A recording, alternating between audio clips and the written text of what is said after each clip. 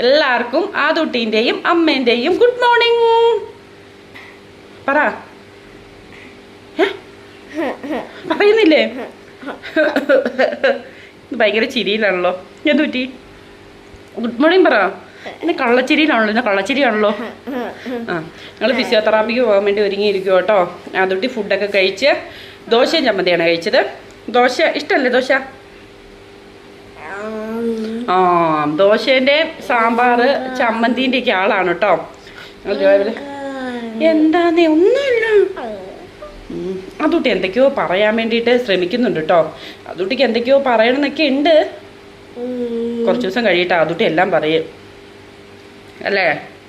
കുറച്ച് ദിവസം കഴിയുമ്പോൾ അതുട്ടി എല്ലാം പറയൂ കേട്ടോ. അപ്പം ഞങ്ങൾ തെറാപ്പിക്ക് പോവുകയാണ്.